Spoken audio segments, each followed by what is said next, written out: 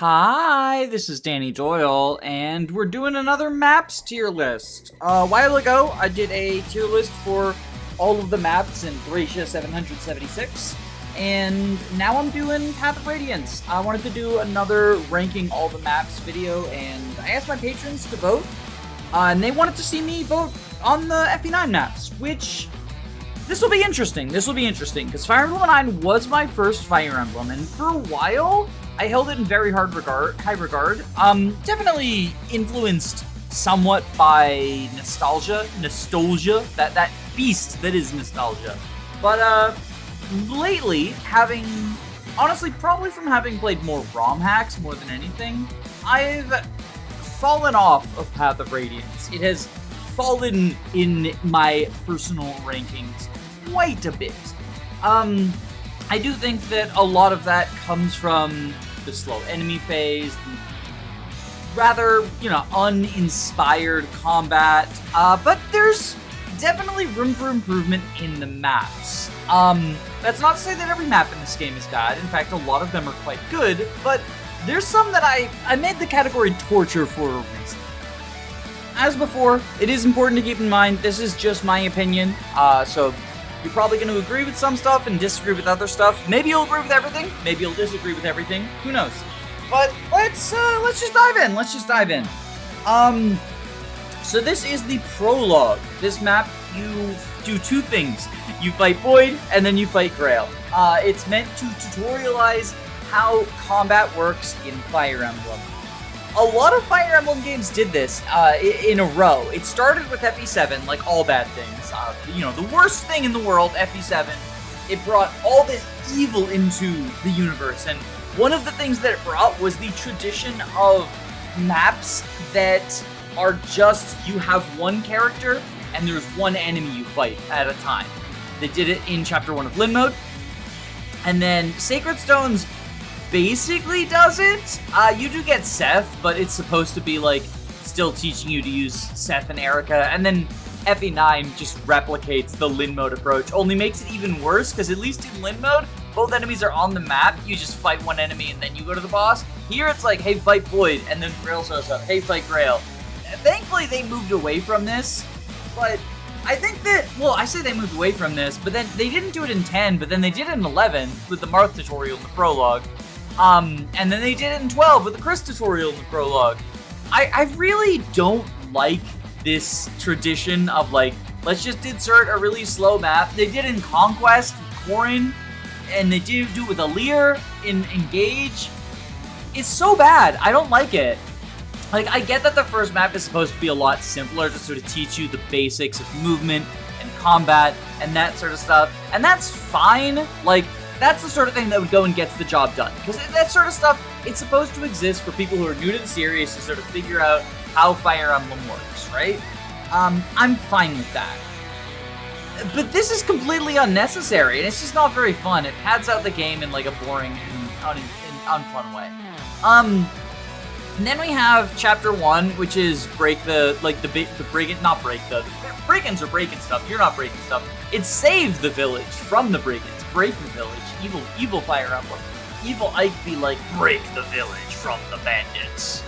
But this is basically what I want out of a first map. Like, forget the stupid prologue fighting two guys thing. You have 4 people, there's not a lot of enemies, there's a couple of houses to visit, there's a boss to fight, there's not too much going on. It's a very one-dimensional map. They do have a side objective, well, 2, because there's a house down here I guess could get destroyed, but the top left house is kind of the side objective. Teaches you the importance of movement. Oscar and Titania can get there more quickly than Ike and Void, and more easily head off the bandit who's trying to destroy it. I like this map. It gets the job done. It's nothing special, but this sort of stuff is sort of necessary for the early game. Chapter 2 is pretty interesting because it is very, very similar in what it's trying to do to Chapter 1, in that it's just a very simple, like, hey, we're gonna give you a healer now, but other than that, it's just the same deal. But for the first 2 turns, you don't have Titania, and I think that's a pretty cool choice, that she shows up late to the party, because y'all ran off without her. I think it sort of shows that you don't necessarily need your Taken, but you do feel her absence, and I think that a large part of why I never did the whole bench the Jagan thing is that my first game was Path of Radiance, and Titania is just so good.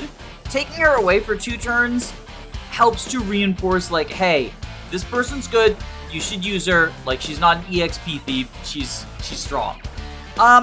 Ultimately, I still think it just gets the job done. I don't think it's anything too special. It didn't necessarily need to be a route map either. Like, this could have stood to be a kill boss map. Granted, like, there's a couple enemies over here, but otherwise, I don't know. I don't necessarily feel that routing this adds too much to things. Chapter 3 is kind of neat in that it reinforces you're not in charge by switching your army up, because Grail is the one assigning people in groups. And I like that. It's your introduction to bows, and also your introduction to armor knights, I guess, that they have, like, lower movement. Shannon and Gatri are kind of neat to use. On repeat playthroughs, this does feel like the map where you're not really investing in anyone because you don't have your projects with you. Like, Shannon's not a project, and Gatri, if you want to use him, that's fine, but investing in him a ton doesn't really pay off early. Like, I feel like you train him more when he comes back than before. There is this sort of Marsha recruitment, which can be annoying if you don't know how it works. For anyone who doesn't know, Marsha doesn't show up based on turns. She shows up based on you crossing a vertical line, which corresponds with the wall that goes through the town. So if you're trying to rush to save Marsha, you actually make it harder on yourself. Like if you rush Titania forward or whatever, she's going to show up sooner and she's going to get attacked by the bandits more. So taking things slow actually lets you save Marsha more easily. I do think that that's, like, not super well communicated, although I don't think you're supposed to know that. And it can definitely be annoying if you don't know. I've seen Marsha die in some people's Ironmans just because they, like, rush forward. But Marsha's recruitment, like, oh, it's not recruiting, but, like, talking to her on this map is incredibly manageable as long as you don't run full forward. You sort of bait the enemies out and attack them more slowly. I think this is another one that's just sort of in the gets the job done category. These early game maps are not too complicated, but as a result, there's not too much to criticize about them. Well, I say that, but Chapter 4 is pretty bad. So, this is the first map where you have a mage, you have Soren. You have Soren and Reese, both of whom are very frail units. And they throw you in a big open field with very few terrain features and just enemy spam. Like, this is enemy spam for the early game, and it's just really not fun. Like, I just rushed this chapter by having Titanium go full move with the hand axe and beat everyone up. But that's just not fun.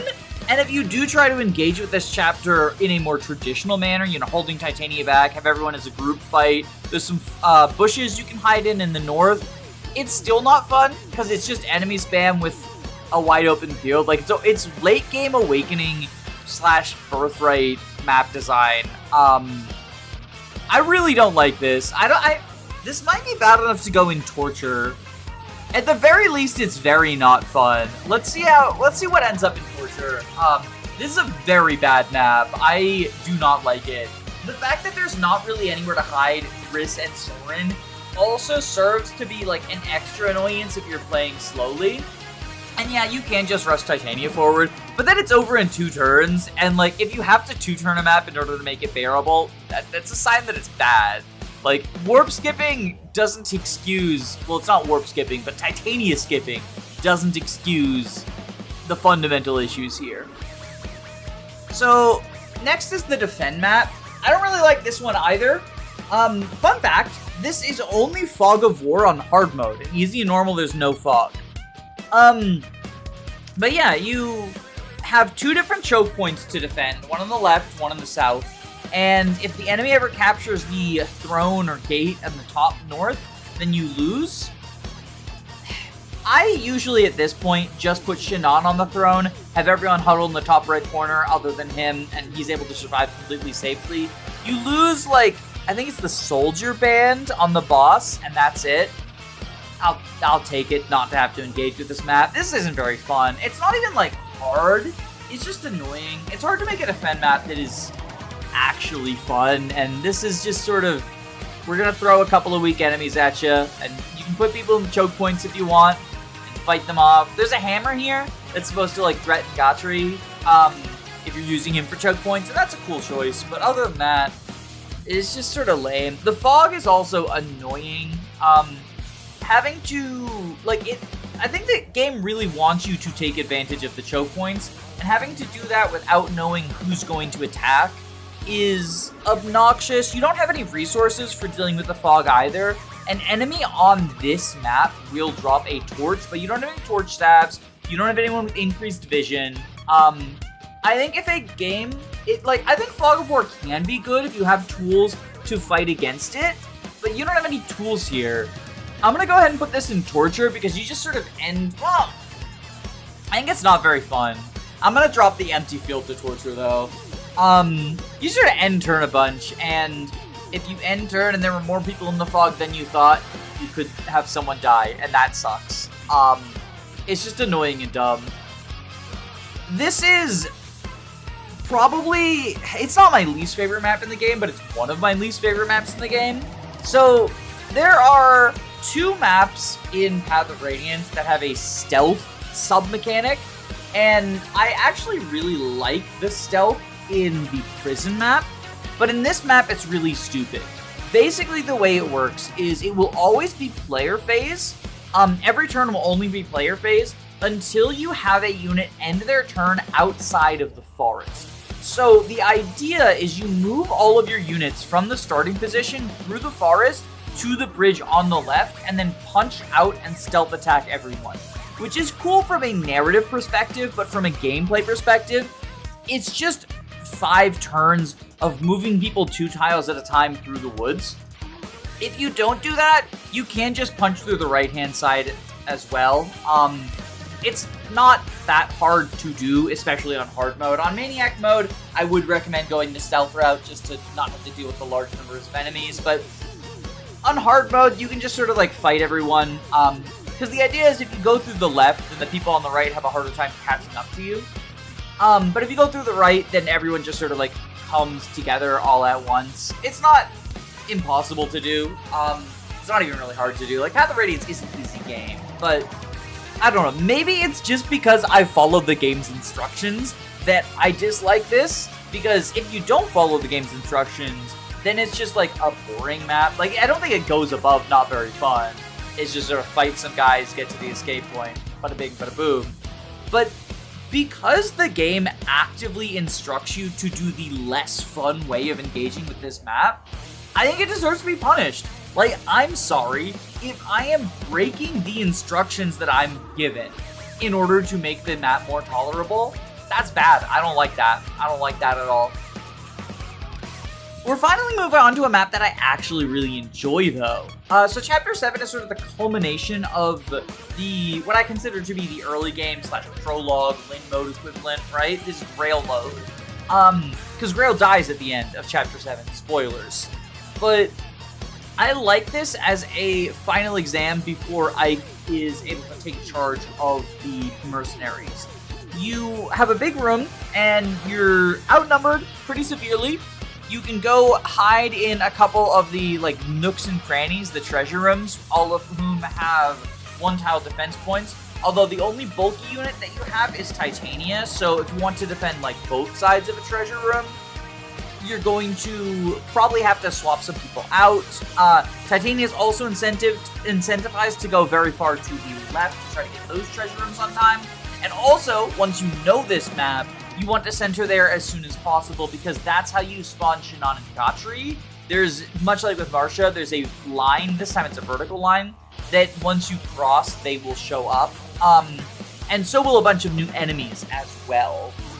This is also the first map where you get a tome other than Soren's starting Wind Tome, so if you want to invest in Soren, getting here allows you to start actually having like a real weapon that's not shit, which is nice, and all in all, I like this. You also get Mia. She's, like, bad, but whatever. I think this probably goes up to very good in my estimation. Yeah, there's enough going on with the multiple treasures, the thieves going for them, trying to defend on two fronts. Once Shannon and Gatry show up, they're sort of on their own solo mission, and then everyone else is defending their own area. Like, don't get me wrong, it's still easy, and at the end of the day, like, it's a Path of Radiance map, right? But I like it. I think it's fun. And then we have Chapter 8, the defense map. So, from a story perspective, I do really like this, but it runs into a similar problem to the other defense map of you're just kind of choking points for 8 turns, and at least there's no fog, so you can see how many enemies you're fighting, but I don't find choking one-tile-wide choke points to be incredibly fun. You do need to recruit Ileana, or you probably want to recruit Ileana. If you're going for like full recruitment, you want to recruit her at least. Like, she's not such a spectacular unit that you need to get her, but she's nice to have. So that's a little bit of an extra objective, but she's not aggressive, and she will just run towards Ike. Like, her AI will run towards Ike, so it's not even like it's difficult to recruit her, especially because like she won't attack, so you don't have to worry about her killing herself on enemy phase. And since she can pass through enemies, it's not like she's like a green unit or anything. I do kind of think it's cool that it sort of fits with Shade, that she just doesn't get attacked by anyone, but it doesn't really add anything as a side objective. I'm gonna go ahead and put this one in also not very fun. It's more engaging than the fog map and better than the one-on-one, but that's about all I have to say about it. I think also Pirate's probably better here in terms of if we're ordering the tiers. Yeah, let's order the tiers. Why not?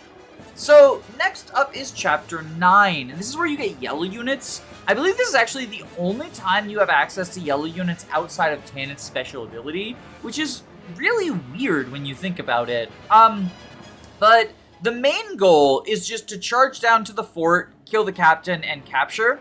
There is a side goal with a bunch of pirates on the sand that can actually be fairly tricky to get. Horses don't move super far through the sand, so you have to rely on your infantry for that. And the enemies on the sand, they're not like super tough, but it is very possible to be overwhelmed, especially since a lot of the infantry are really low quality units. Mia and Soren come to mind as people who are going to be relying on dodging because the axe units don't have great accuracy, but they will, even like a power leveled Soren gets 3-shot by them, like a BXP dumped one. So the average not hyper invested one is going to get 1 or 2 shot, and then Mia's same deal, 1 or 2 shot. The reward for that, however, is just a restore staff and a talisman, which are both not particularly good, in my opinion. So I don't really think that part of the map is worth engaging with. And if you don't engage with that part of the map, then it's just a very, very straightforward one. I do like this side objective. I just wish that you got a reward that felt worth the trouble. I like it that the sand slows down your horses, because it does make for a side objective that incentivizes the use and training of your foot infantry. This is sort of the big showing for Boyd, because if you have trained up Boyd, it does make getting the talisman and restore staff a lot easier. I know also, like, a little bit of investment into Mia can help, since she has triangle over everyone. Well, not the mercenaries. There are some mercenaries down there, but... or merms. There's no mercenaries in this, but you know what I mean. And that can help, but, like, I don't think Mia's a particularly good unit to invest in for that. Hyper Soren does pretty good since he ignores the terrain overall, but I think that's a huge waste of resources. In general, the fact that this is like the only reward for hyper investing in your infantry makes me hesitate to recommend investing in them for a fucking restore staff and a talisman. It's okay, you can skip the houses. Not every side objective is mandatory. I think this gets the job done, but I am going to put it lower than the early game ones, because at this stage, I would like the maps to have more to them. And while this does have that sort of second section, it's not a fun. It's not that it's not fun. It's not rewarding. I think if you're gonna make me do extra work, give me something, right? You know, even if it's just like gold, like at the very least, I guess you could sell the talisman and restore staff, but it always feels better. Like, just give me their value in gold, TBH. Okay, this is probably gonna be a controversial statement, because I know a lot of people don't like the stealth, and to be clear, I think the combat in this map is abysmal. I think if you play this map as a traditional combat map, it's not like torturous, but you just fight a bunch of people in close quarters. They show up from all sides. It's hard to keep the like weaker training project units safe. But I love the stealth of this map. I have an entire video tutorializing ways to do this map with a full team. I'm working on one. I actually know a solution that just uses Icon Volt. I just need to put it into video form. I did it like 4 years ago in a draft, and I just didn't have footage because I was doing it on my GameCube as opposed to PC. But I think the stealth mechanic in this is really good. Basically, how it works is if you ever end turn in vision range of the 3 guards, all of whom move on predetermined patrol routes, then they summon reinforcements, you lose the stealth, but if you can clear the map without ever ending turn with a unit in their vision, and that includes the green units, by the way, then you get a stealth bonus, and that's a huge lump sum of bonus experience, in addition to whatever bonus experience you get through turns.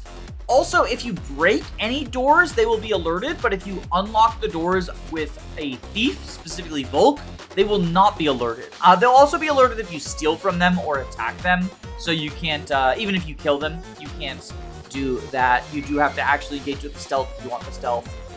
The green units will, on hard and lower, be recruited as long as their cell doors are open when the map ends, but on Maniac, you do need to have them escape, and in order to do that, you either need to talk to them to turn them yellow so you can direct them. So I guess I was wrong. This is the only other, in addition to 9, time you have yellow units, unless there's another one I'm not remembering. But you can turn them yellow by talking to them in the prison, or you can rescue Nephany and Braum and bring them to the escape point and rescue them. But Kieran cannot be rescued because he's on a horse. Yeah, I really like this map. I think it's awesome. There's also some treasures, like there's meaningful side objectives. Fighting the boss does not alert the guards. Like, he's not considered a guard, and neither are the 2 archers in this room. So you can fight him for a drop of reward. There's some chests that you can potentially balance out with, like, what is more worth it to me in this run for my team that I'm currently raising. Do I want a large amount of bonus experience because I'm going to be investing in a training project like Astrid, or do I want the items? Like, do I want the statue frag because I'm doing like Muaram stuff and Mordecai stuff with smite and the higher weight to smite mounted units, and that sort of stuff. That can be an interesting decision point. The one thing I'll say is, much like in Chapter 9, some of the rewards are not worth it. There is a javelin and a steel lance, or no, it's a hand axe, there's a short axe, and then there's a javelin and a steel lance in 2 of the chests. Like, they're really lame. But Master Seal is nice. Like, it's one of only 2 in the game. That's pretty cool. Yeah, I like it. I really like this map. I used to think Chapter 11, Blood Runs Red, was the best map in the game. It does have a lot of cool features. It starts out with you surrounded by enemies. Like, there's a lot of people in your starting formation, and you sort of need to fight them off. And I think that is a really cool opening. There's 3 houses split on the 3 different areas, north, middle, and south, and you do sort of have to rush to get all 3 of them, although the middle one has Elwyn, which is fine, whatever. There's Zehark, who you want to recruit. There's some mercenaries who are enemy units that you get 50 BXP if they survive. They're very low level, and they will, like, attack and suicide onto you, so potentially, like, baiting them with an unarmed unit. I don't like that. I think that that's the worst mechanic well, not the worst mechanic, but I think that's among the worst mechanics Fire Emblem does. And 50 BXP, like, it's not nothing, but especially if you just stealth the prison, you don't really need 50 BXP. I never really go for them. There's 4 of them, so, like, you can potentially leave one alive, baiting them with, like, an untransformed Laguz or, like, an unarmed bomb or something. But The real star of the show is once you end turn within range of Makoya, the Black Knight will spawn from the middle right house, and he'll start chasing you down. If it's on hard mode, it's, I think, 2 tiles at a time. In Maniac, it's a little bit more than that. And he will full move if anyone is in his movement range. He's also an ambush spawn, which is a little bit bullshit, especially if you, like, the first time you have no idea, and he can't die, and he will one-shot everyone. Like, so it's a little bit bullshit. But yeah, it does make it feel more tense towards the end, especially since you just baited the boss. You have to kill the boss, rush forward to try to get onto the boat on time. There's another armor knight guarding the boat who can be, slow you down even more. And even though it's unrealistic for the Black Knight to catch you, at least I would say he's usually not going to catch you. It does make things feel more tense. Jill also shows up, but she's not aggressive unless you end up in her range. Like, she'll move if you're in her range, but she won't move if you're not in her range. Yeah, I think this map is pretty cool. Is it peak map design? I don't think so. I think it's a little bit of an overrated map. Well, maybe that's just me knowing the trick, because I know there are some people who think the Black Knight is turn dependent, and I think not knowing that he's not turn dependent probably improves things. Like, once you know, okay, he's showing up now that I've engaged the boss, right? It does lose a little bit of the magic. I think if I'm looking at this from the perspective of someone who doesn't know what's going on, I'm going to put in S and peak map design. I think that the Black Knight jump scare is very effective. And I don't like keep the villagers alive, but you can just ignore that. If I'm penalizing this for having an ignorable side objective, and counting it as, like, it's more boring because you don't do the side objective, then I think I don't penalize this for having an ignorable side objective. Yeah, I think this map's pretty good. I think the opening 2 turns are definitely a lot better than the rest of the map. But it has a nice feel to it the whole time. And sometimes that's all I'm looking for in a Fire Emblem map. I mean, this is Path of Radiance. Like, the gameplay comes secondary, right? The gameplay's not very good. Alright, now we have the first boat map. This is the Ravens map. Your ship is shipwrecked, and you're getting attacked by ravens. And this is so, conceptually, right? I like what they're going for, where you're in a very claustrophobic ship, and you are being attacked by flying enemies who have more maneuverability than you. I get what they're going for, but ultimately it just feels bad. You only have one flyer at that time, Marcia. You do get a second one, Jill, partway through the map, but you have to wait for her to come to you. And part of the problem is that the map is just a lot of waiting for the enemies to come to you, or waiting for Jill to come to you. It's just a bunch of waiting. As you can see with the defend maps, right? I don't like it when the key feature of a Fire Emblem map is waiting. There is something about, like, killing the enemies, like, in a timely manner so that you don't get overwhelmed by wave after wave after wave. And the ravens can be a little bit difficult to kill. A lot of your units will get doubled. Only your fastest units are not going to get doubled, so they're pretty dangerous enemies. But ultimately, I feel like rather than feeling claustrophobic, I kind of just feel bored because of the amount of time waiting for something to happen. I think this is better than the defend maps, but it ultimately has a lot of the same problems that they have. It's just slightly better execution. I don't know. I don't feel like you don't have that many options. I really don't feel like you have that many options going on this map. Which, again, I know contributes to that very claustrophobic feeling that I think they're going for, but it just ends up feeling really unengaging. Like, there's just not much going on.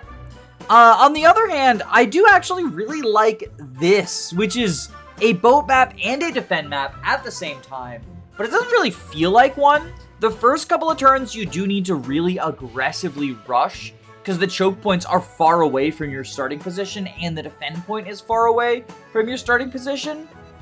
There's also 1, 2, 3, 4, 5, 6, 7 treasure chests on the map, so rushing to get all of them during the turn limit, like the defend for X many turns, kind of turns into a soft turn limit if you're trying to get all the treasure chests. There's some treasure chests that are kind of a dud, but you don't know what's in them, I guess. And enough of them are good. Like, there's an energy ring, for example. There's some goose-slaying weapons, which you're going to want for the desert. Yeah, there's a decent amount of loot to be had on this map. I think it ends up feeling a lot more frantic, and you can play defensively, but you're rewarded for playing aggressively, and I think that a good defend map sort of gives you both options. And this really satisfies that. And you can sort of, obviously you have to start out aggressive because you have to get to the defend point, but you can shift between the two playstyles. Start by playing really aggressively, then hold up, guard a little bit, and then once you've taken care of the promoted enemies on the gangplanks, rush forward to the enemy ship in order to get the last couple of chests. I think this is a very fun map. I really like it. I think I like it more than Chapter 7, honestly. I think I like it more than Chapter 7. It's real good. And now we have our second Fog of War map, and this one is definitely better than the first Fog of War map. You can buy torch staves beforehand, which if you're going to, you should only buy one. And that can really help. You have thieves for thief, or no, this game doesn't have thief vision. No, it does. You have thieves for thief vision. You can use the torch that's left over from last time, rather than having had to have, get it dropped on the map. So you have the tools to confront Fog of War, and there's a fairly tight village in the top left. I feel like, especially if you're trying to recruit Makalov, that can be difficult to reach. You get Spirit Dust. No, you get the Adept Scroll from it. Spirit Dust is the bottom left one. I think this is an alright map. I think, it's not like... So, on Maniac mode, the boss is kind of bullshit because he has a killer weapon and he'll move without being engaged. On hard mode, he moves only after you attack him. I still don't love killer weapon Berserker boss. I think I feel like that drags this map down. On Maniac, because he moves and he's in the fog, and he's a Killer X Berserker, it's absolute fucking bullshit. But on hard and below, I think it's manageable. I think it goes at the very bottom. Nah, I'm gonna say gets the job done. Top of Jet gets the job done. It's fine. It's fine. It's not like anything super special, but it's fine. And now we have the desert map. Traditionally, desert maps in Fire Emblem are pretty bad. There are some good ones. The idea is this is a situation that holds your cavalry back, so to give the infantry time to shine. Similarly to the beach in Chapter 8. Or, no, Chapter 9, sorry. The problem with that is that at this point you have flyers who are unaffected by the sand, and they in fact do better in the desert than your infantry, because your infantry, aside from mages, are slowed down by sand. Less slowed down than cavalry are, but they're still slowed. But flyers are not. So instead of becoming this is the infantry map, it becomes this is the flyer map. And every map is kind of the flyer map. And so it just doesn't accomplish the goal of giving infantry time to shine, and instead just ends up being an annoyance for all but two of your units, which I don't like. Desert items are also kind of bullshit, especially when there's things like the boots hidden in the desert. Stefan is extra double bullshit with sprinkles on top, but he's also clearly supposed to be a secret character, so I don't know how much I can hold that against the map. I don't know. I used to think it was bad design, but now I'm I don't know. The game is completely balanced without him. I don't think that there's a problem with having secrets that you find out because Timmy on the playground told you, did you know if you put the cat over there? I don't know. I think it's fine. Stefan, is fine. I don't think the map is fine. I feel like the map is not very fun. I'm gonna go ahead and put it here above the defend maps, but below the boat. Because at least in the boat, you can aggressively do some stuff with Marcia. I know that's what the LDC does, is hyper-invest into Marcia and have her kill a bunch of people before they get to the boat. Whereas here, it's kind of just and again, I guess it's another, Marcia and Jill rush forward and kill things. It's just annoying dealing with low movement. Like, what's worse? Low movement or waiting around? I think low movement is worse. A little bit worse. Now we have Oliver's Mansion. And Oliver's Mansion is... It's alright. I don't have much to say about it, which is weird because it's got a bunch of side objectives, like 3 treasure rooms, a thief that goes for the farthest away one. On Maniac mode, holy shit, on Maniac mode, that guy shows up way too quickly. But in general, it's fine. You get some reinforcements from the rear as well. It gives your infantry something to do if they're, especially Mordecai and Moram, if they've been, like, smiting people, then they can head back and fight the reinforcements that come back from the rear. Recruiting Devdon is sometimes a little annoying. I mostly get annoyed because he'll, like, use the heavy spear, but also the heavy spear is not very good, so I think that's just me being annoyed, not really, like, it being bad. Yeah, I think it's alright. It gets the job done. I think it's, like, here. I like the fog map better than Oliver's Mansion, but Oliver's Mansion is fine. You get some good items in the treasure rooms as well, so they are worth rushing for.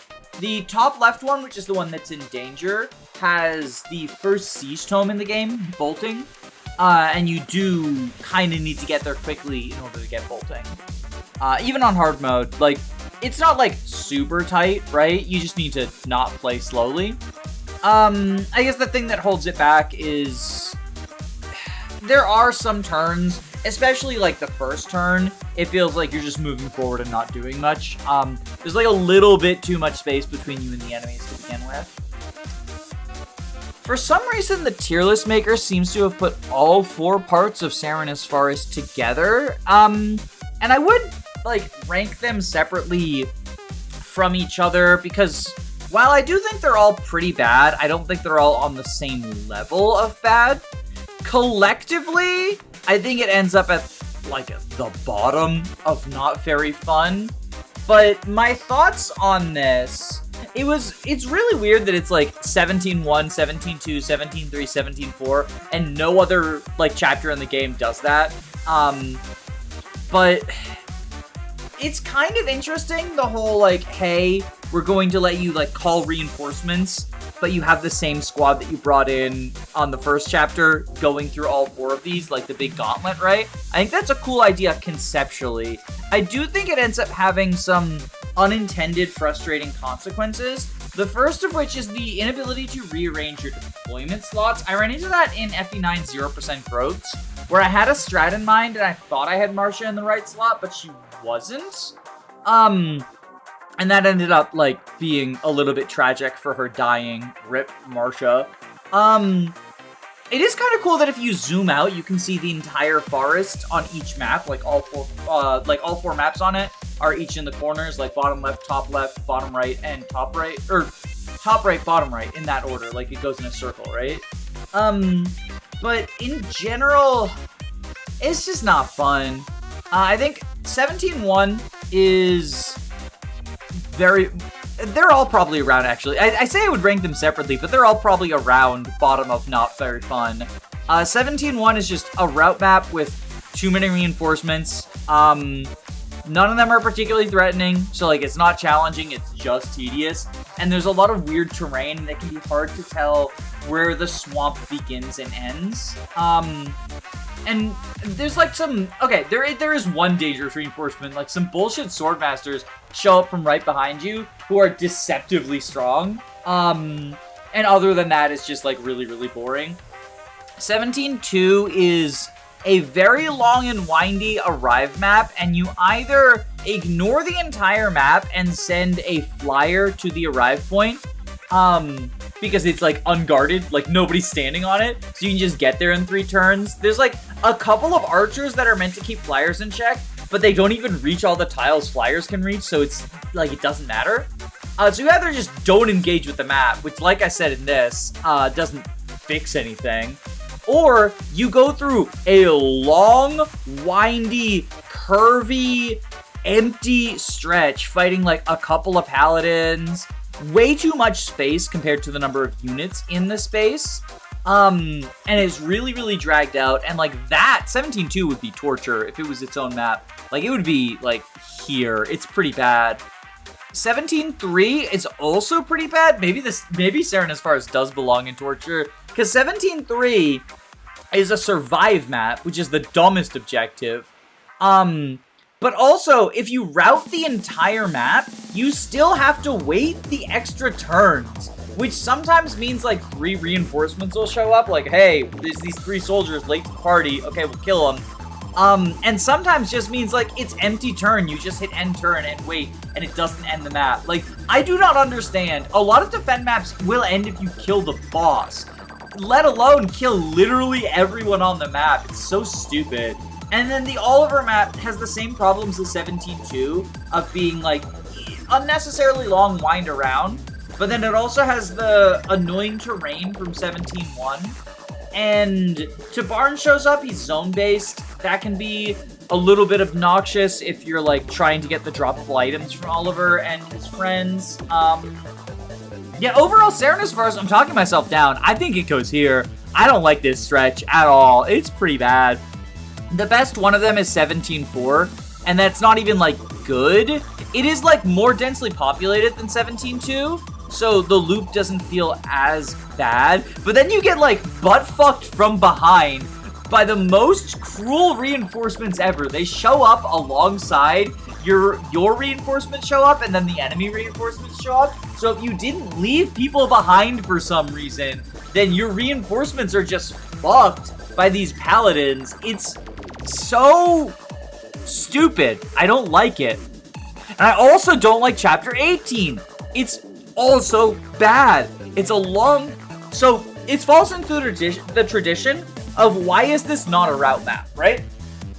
It's a very long, winding, like, not hallway, it's like the Great Wall of Dane.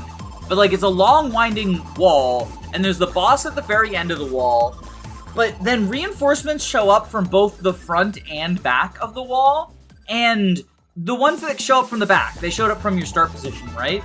Because it's a route map, you either have to leave someone behind, send someone backwards to fight them, or wait for them to come to you. You can also use Reinforce to have the yellow units fight them, but that's even more drawn out because the yellow units are weaker than your units on hard mode, and so it just becomes like, it's just a waste of your time. And then the ones from the front, they'll start, or the ones from the back, the Ravens, they'll start spawning around the time that you're killing the boss, right?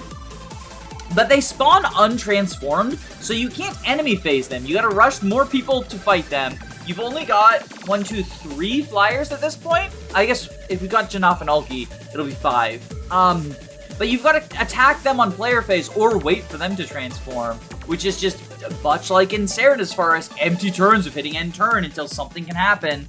And it's so bad. I don't like it. And then on Maniac mode, this is when they start Siege Tome Hell as well, which is like the extra insult, is not even Maniac mode, makes this like enjoyable. It's just dumb and bad, and it's dumb and bad in different ways on difficulties, but it's still really bad. Like, this is by far the worst map I've talked about. It's pretty fucking bad. It's pretty fucking bad. I'm tempted to make an entire tier below D tier to express just how much worse this is. You know what? Actually, yes, I am. Yes, I am. I'm making an entire extra tier. Okay. Congratulations, Chapter 18. You are our first entry in double torture. You're double the amount of torture of the torture maps. You're just fucking miserable. Again, it's not even difficult. Like, even on maddening mode, it's not difficult. It's just tedious. Like, you have to take it slower because of the extra siege tomes. And then on hard mode, there are some siege tomes, but you're not taking it slow because they're not threatening.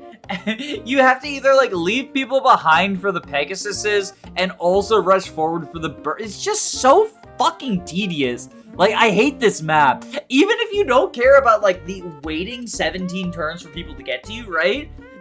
It's also just annoying to navigate. Like, it's a long, windy, empty hallway.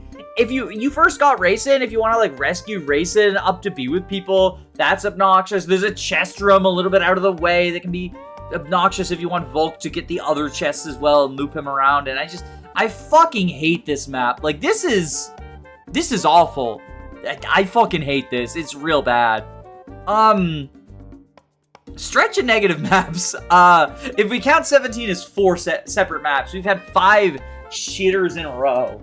And it's been a while since we've had a map that I truly enjoyed, but I do actually really like the Naysala map. Having Naysala, so talking to Naysala with a hawk, and then having him talk to Rayson before you kill any of the ravens to get the Night Ring is a really interesting side objective. It's another one that I want to give a, I want to make a tutorial on, because I just need to get a save there, because I have a strategy that's RNG proof, like 0% growth safe strategy. I did it in my zero growth run, and it's the strategy that I've always employed since the first time I learned about the Night Ring being a thing. I've always done this strategy.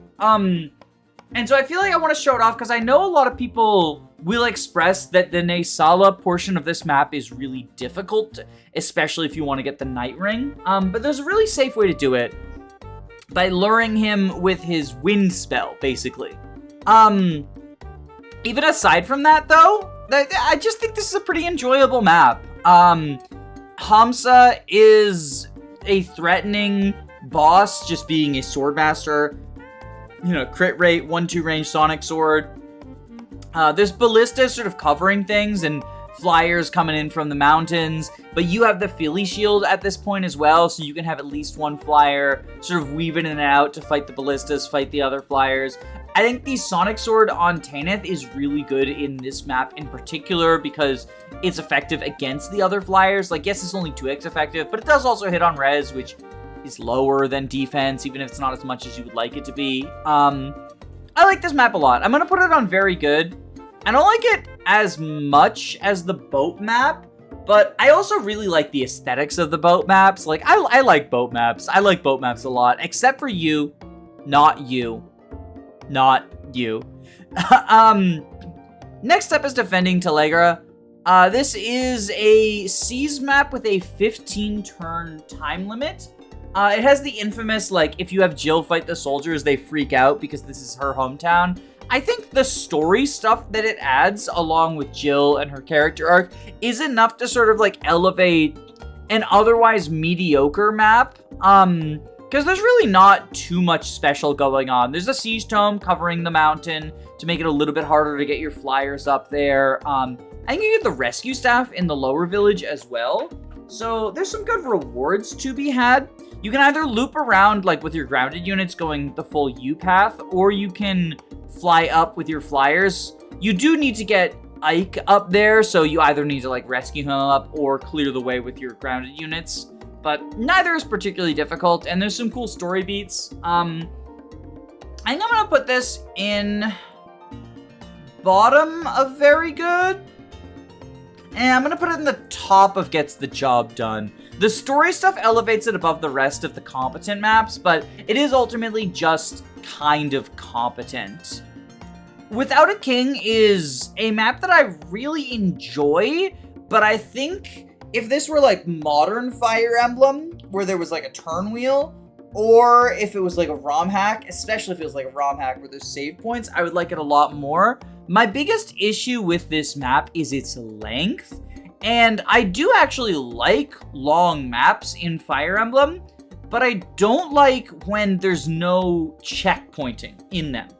I think that having a fail condition happen an hour and a half into a long map just is one of the worst feelings in the world.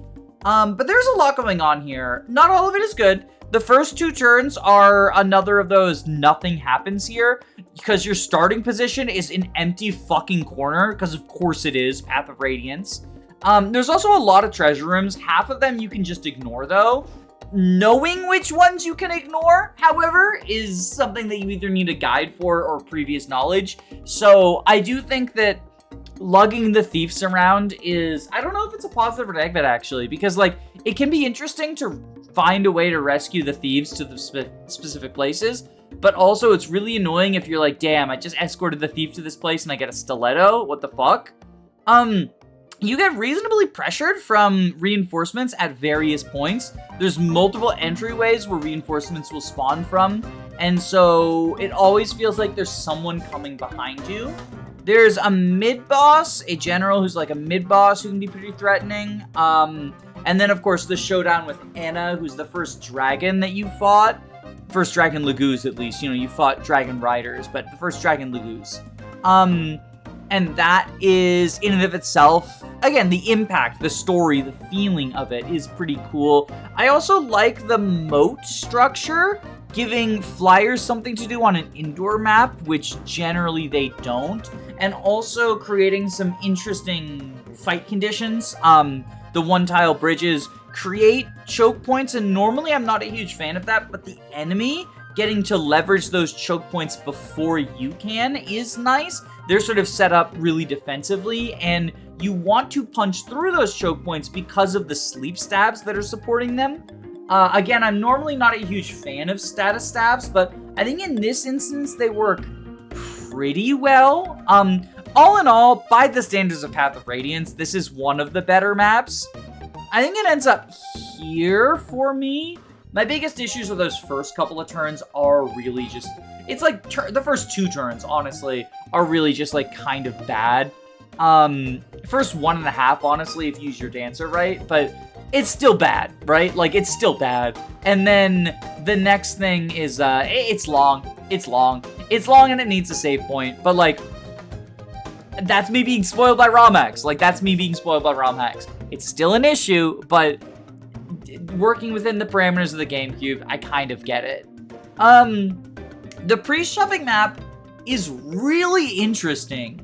And if you want to go for, you can cheese it with bolting and not engage at all whatsoever.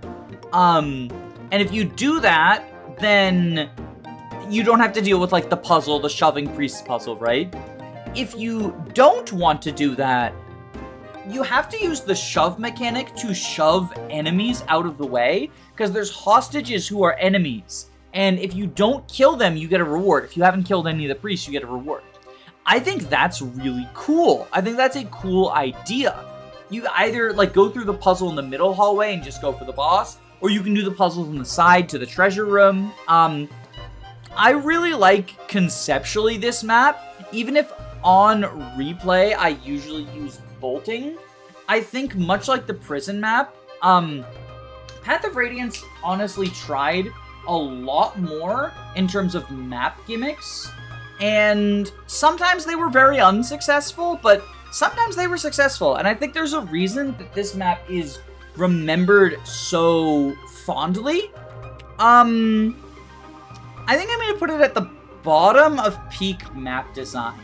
I think that the ability to cheese it, like it is pretty clearly a developer oversight, but I don't mind that it exists, and I think engaging with the map as it is, it's not like, oh, I'm warp skipping this because it's annoying and I don't want to engage with it, right?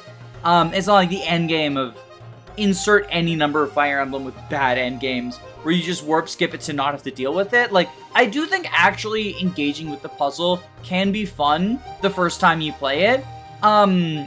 Once you've solved the puzzle, it becomes a little bit less interesting, but there is also the aspect of, like, you're spending an action with each shove, right? So managing your character's action shoving alongside actually doing combat, because it's not just hostages. Like, there are other actual enemies, right? This is also another map that really lets infantry shine. I think this is a much better job than the desert, and it's because infantry get shoved and cavalry do not. And that includes flyers. So this is a map where you trained infantry, you're rewarded, because you deploy infantry for shove purposes, and then you actually have competent fighters in those infantry. And I like that. I like that it incentivizes that. Oh boy, the double torture tier is paying off, because Pitfall Bridge is even worse than the Great Wall of Dane. So this is the map where if your grounded units end their turn on specific tiles, they fall down. Well, not even end their turn, they just have to pass over them. they'll fall down into a hole. Their turn is ended. They're stunned. They don't counterattack on enemy phase. It's awful. And then that becomes like basically a wall the rest of the time. Your flying units can go over them, although once a pitfall is revealed, flying units can't end their turn on it. You can have a flying unit end their turn on an unrevealed pitfall in order to cheese them if you have like a pitfall map pulled up, right? And then your grounded units can pass through the flying unit and not have to deal with the pitfalls. But yeah, it's awful. It's a dumb mechanic. I don't like it. I get what they're going for, but it's just unfun. It just, again, it grinds things to a halt. They're in a fixed place, but it feels like random chance if you don't have a map pulled up. It's ambush spawn the status condition. It's just, I don't like it. It's really dumb. Patrain is a fun boss, and it was cool having her, like, the minor antagonist showing up in the story over and over before we actually fight her. I just wish that this was a fun map to engage her with. And putting aside the pitfalls, which are the worst feature of this map, there's nothing good here. Like, you're just facing down a bunch of ballistas, which I think are meant to disincentivize you from using flyers to avoid the pitfalls. Also, to disincentivize you from using flyers, Jill has to recruit Har on this map, so she has to stick behind until Har's reinforcements show up. So she can't rush forward, so you've just got Tanith, Marsha, and the Hawks as your flyers that can help to get around the pitfalls and stuff. It's just real bad. I don't like it. I don't like it at all. It's worse in Radiant Dawn, because Radiant Dawn adds light ruins in order to make the barricades, like, complete, and then you just have to wait out the light ruin, especially if you're a cav, because you can't rescue cavs with flying units to get them across the pitfalls, and the enemies will place light ruins on the only tile that doesn't have pitfalls, so you're just stuck on the other side of the hole in Radiant Dawn. So it's, like, even worse. And then the ballistas are facing the other way. It's so bad. And it's the same bridge, by the way. It's the same bridge in both games. This bridge is awful. This bridge is awful. I fucking hate it. It's awful. It's awful. Alright, moving on, we have Battlefield Reunion. This is an arrive map. You have to rush to arrive at the point that Joffrey is defending. I believe Joffrey dying is the game over condition. And there's also a 15 turn limit. You're never going to hit the turn limit. It's a very small map, even not considering boots flyers. It's really easy to get to the defend point. There's some ballistas guarding the place. I think that's meant to disincentivize the flyer skips that these arrive maps tend to incentivize, but because of the Delphi Shield, it's just not a factor. Delphi Shield's not even a Desert Inn, by the way. Like, it's in Oliver's Mansion, so it's not a secret. You get it it's not Delphi Shield, it's called Full Guard in this game. It can also protect against, like, armored and horse effective weapons and Lagoose effective weapons, but, like, you use it as a Delphi Shield, like, come on. It's fine. This map gets the job done. I don't think it qualifies as very good. It's like, it's fine. It's better than Oliver's Mansion. I do really like so the Black Knight will show up near your starting position and threaten you if you haven't moved forward, which if you're just sending your flyer forward and having everyone else to sort of assume a defensive wall, then it can be difficult to have gotten him by then.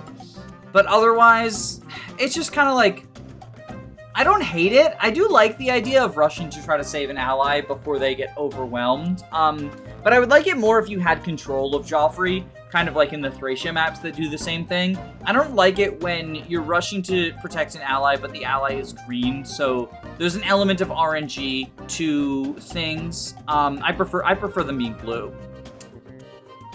It's fine though. It's a fine map. Next is Eat Rock, and I don't really like Eat Rock. It's a meme, because they, like, throw the boulders and he goes, "Eat Rock, hey, I'm pretty funny." But, so this is our final, this map is meant for infantry, because there's mountainous terrain that slows everyone down, but it slows horses down even more. Like, it's really cruel to horses, whereas other, like, infantry are not slowed that much. There's cliffs that you can't go over unless you're a flyer. And, hey, like, flyers once again get to ignore the terrain penalties. So, Yippee infantry, just kidding, it's Yippee flyers again, like it's always Yippee flyers. There's quite a lot of threatening Lagoos on this map. This, more so than the desert, is kind of the big showing for Lagoo's weapons. Well, I guess also Twisted Tower. And this is another why is this a route map. I feel like the last few turns of the map are just spent cleaning up the 1 or 2 soldiers that were far away from my forces. So I just kind of find it annoying, like, doing that cleanup when, hey, why wasn't it just, like, arrive at the top of the mountain, right? Or something like that. I don't know. Also, the boulders on this map are pretty annoying. They deal 10 fixed damage, and they do move in set paths, but their paths are incredibly inconsistent, unpredictable, unless you've looked it up online. They'll move in, like, weird zigzags once they're pushed, and lead it to the point where you don't really know who's actually in the path of the boulders or not. I get that that's kind of the point, but you can just get hit by 3 boulders, lose 30 HP, and you're probably fucking dead if you didn't expect to lose 30 HP. Even a 10 HP swing, because they ignore defense, can be life or death for some of the less bulky units out there. I think now that we have double torture, it's contextualizing things, and I think this does belong in torture. It's pretty annoying. It's pretty annoying. I don't like this map. It has a lot of negative elements, like the slowing your horses down but not flyers. If you're going to make an infantry map, make an actual infantry map, not a flyer map. Because the infantry gets slowed down by the fucking terrain. And then the flyers can just ignore not only the terrain cost, but the cliff as well. Like, come on. And then, like, there's like 1 ballista to keep them in check. Ooh, 1 fucking ballista. Come on.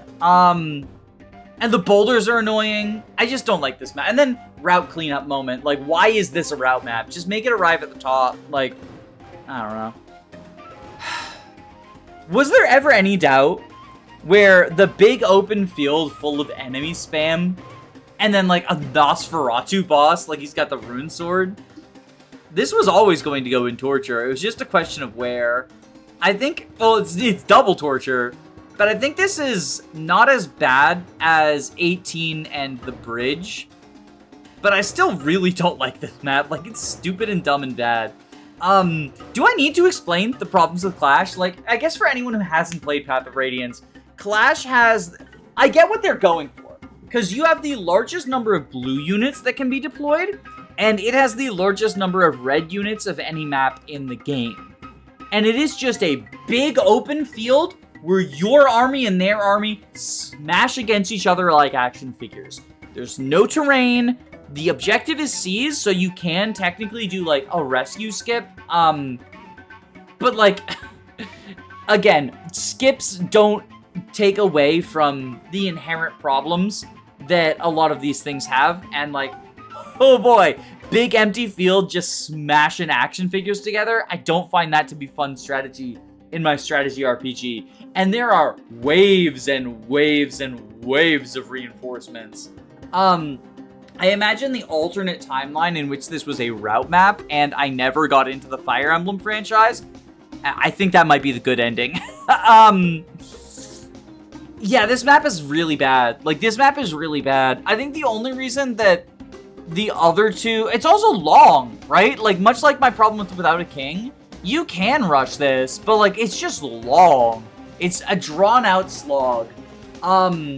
It ends up not feeling like the epic battle that I think they wanted it to be with the biggest blue army and the biggest red army. Especially because you're probably deploying some number of, like, under-leveled units. Even if you're deploying things like Lucia and Largo, like people you got recently, you get so many deployment slots, like, you're gonna have some shitters, like Ranulf or whoever. And it just doesn't feel like it has the scale that I think they were going for. I don't know why Moment of Fate gets 2 maps, but Serenus Forest Arc all has to be crammed into 1 together. Because, like, these are 4 separate maps. There's saves between them. But Moment of Fate, and this is part of why Moment of Fate ends up in Double Torture, it doesn't have a save. So Moment of Fate itself is, it's like, it's not exactly an inoffensive map. Like, it probably belongs in Not Very Fun. You open the door and there's like Siege Tomes, surprise, and that's stupid.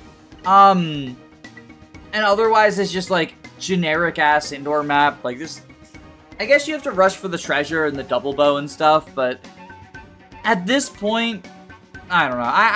I just don't think there's enough going on in the map itself to feel like anything special. And I really don't like Siege Tomes hiding behind the, like, if you open the door, it reveals under the roof that there were enemies with Siege Tomes. I think that's dumb as well. That's dumb as fuck. But then you get to the Black Knight fight, which is just another 1v1. Mist shows up, so it's not quite just another 1v1. And so there is some amount of RNG to this fight. There's simultaneously, like, more and less RNG than you think. Because, like, a capped Ike... I think a lot of people think, like, oh, the way that RNG affects this fight is if your Ike is, like, under-leveled or he's leveled badly, like, stat screwed, right? Then you're kind of fucked. But a max level Ike is only capable, like, if he's not max level, he's the capped speed and strength, right? He's only capable of killing the Black Knight if he attacks the Black Knight every turn, meaning he can't take any time to heal. And the Black Knight does not ever get physicked by the physic guy who shows up on turn 3. And if both of those ends up being true, then you don't have to proc Ether at all. And don't have to, well, you can't crit without Wrath. So you don't have to proc Ether at all. And you kill the Black Knight exactly, even through his healing arm. However, if the physic guy ever heals the Black Knight, or if Ike ever has to take a turn off to use an elixir, which can happen based on Luna procs, then you need some number of Ether procs, or you're just not going to kill him at max strength, max speed. So this means that Mist needs to have enough bulk to kill the bulk and offense, to kill the physics staffer, and also not die to the 2 soldiers. And that has to happen on the turn they spawn, which is, I believe, turn 3. Which means that Ike is not getting healing on that turn. Which means that also the Black Knight can't proc Luna on that turn. So there is unavoidable RNG even if you have a max statted Ike. Suffice to say, I don't like the 1v1 battle. I don't like the RNG determining whether or not you win the boss fight. You can just retreat, and I do think it's supposed to be, like, a lesson. I mean, Titania even says, like, hey, Ike, if he's too strong, you can leave. I think the game should have made the Black Knight unkillable. I don't like the Anna Nasir bullshit. I think just make it so you always have to run away from Black Knight. It's a story thing, right? Ike realizing living for his sister and his friends, his loved ones, is more important than getting revenge for his dead dad. I always liked that better than the conclusion where Ike kills the Black Knight. Especially because the Black Knight survives in Radiant Dawn, which is so stupid if you killed him. But it works if Ike ran away because he decided it was more important to live for the living than to die for the dead, right? Like, I like that so much better. Why did they not just make the Black Knight invincible? Make it a story thing. Anyway, double torture. Like, not as bad as Pitfall Bridge, but like, these are a single ranking, by the way. I'm not ranking them separately. Like, Without a King does not get to exist separately from the sins of its Black Knight fight. It's part of the same map. You can't save in between them. Twisted Tower. It's been so long since I've actually played Twisted Tower legit, because I usually just throw, like, at this point you have Ragnar Ike, and I'm kind of over the fucking game by Twisted Tower. So I just throw Ike out there. Like, Ike finally is good when he has Ragnar. I think it's like, it's kind of interesting that the majority of the enemies are Lagoos. There's some Siege Tomes and Status Stabs, because of course there are. There's more of them in Maniac, because of course there are. Honestly, like, Maybe it's unfair because of the way that I throw Ike out there, but I don't find this map very fun. On Maniac mode, every time I've done it in Maniac mode, I just undeployed everyone but Ike and Nasir. Or one time I got Enna, so it was Ike and Enna. Yeah, I just don't find it fun. Oh no, one time on Maniac mode, I was using glitched Thunder Tomes, and so I also deployed Soren, but, like, that's a glitch, right? Like, that's not a real, that doesn't count. I think this is not very fun. I think this map is not very fun. I think it's probably, like, it's mostly just, it feels like it's not fun because I'm sick of Path of Radiance. So I think that probably speaks more to, like, the game overall than this map, but still, you know, if the game has dragged on too long and a couple of maps are hurt by it, that is going to affect their ranking. And then Repatriation. So, there's a couple of things I like about this. I like that it's a final map that takes place outdoors. I feel like we don't get that very often in Fire Emblem. It takes place in a courtyard, which is a really cool setting for a fight. I wish there were more, like, big fountain courtyards where we fought in Fire Emblem. This is a peak setting for a final showdown. I just wish the final showdown were satisfying. I do not like that only Ike and your dragon and your royal can damage Ashnard.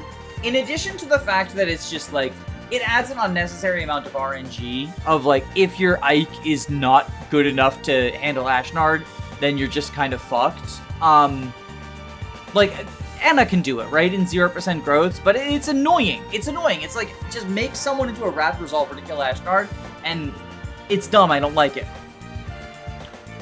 In addition to the RNG elements, though, one of my favorite things in Fire Emblem, especially when using a bad unit, is having, like, an absolute shitter that you train up from the ground, and you're like, I'm gonna make you my MVP, and then having them kill the final boss. You know, having Sophia kill Idun, even though it's, like, spits in the face of the true ending. I had the Armor Knight trio, triangle attack Idun. So much fun. Mozu killing Takumi. I mean, she's not a bad unit, but, like, as a scrub that you trained up, right? Oh no, I had one of the captured berserkers from Kana's Paralog kill Takumi once. Just so much stupid fun shit like that, right? So when the games don't let you do that, I do dislike that. It feels frustrating. It feels like it takes away a core part of Fire Emblem, which is the self-expression, choosing your favorites, building them up, regardless of how good or bad they are. And I do think there's something to be said about using units that you like, using characters that you like, even if they're not quote-unquote good, and training them up to be good anyway. But no matter how much you train Rolf up, he's always going to deal 0 damage to the final boss. It's extra insulting because Ashnard has so many boss conversations, and nobody can fucking damage him. Like, I like his missed conversation, and it's just nothing. It's just frustrating. In addition to that, a bunch of generics have skills for the first time in the game. Like, a bunch of generics have, like, the mastery skills. There's a sniper with Deadeye. There's a sword master with Astra. And I don't like generics having proc skills because it's just, again, another RNG that you can do nothing about. Like, at least with crit, you can do things like use the anti-crit bond supports, or in some games give, like, Hoplon guards and stuff, although there isn't one in Path of Radiance. But high luck units, Path of Radiance doesn't have anti-crit supports, but again, other games do. Whereas with proc skills, there's just, if an enemy procs a proc skill, fuck me, I guess. So I don't like that. But what makes it worse is the fact that it's the only map in the game that does that. And so you're never checking enemies for their proc skills because it's just not a thing. And then suddenly they throw them at you in the final map. Like, that's such a weird and frustrating change. I don't think this sinks to the same depths of double torture, but I do think it is torture. I think it's the bottom of torture. It's a frustrating map. I don't like it. And it's a downer of a conclusion, and I guess that is also a downer of a conclusion for this video.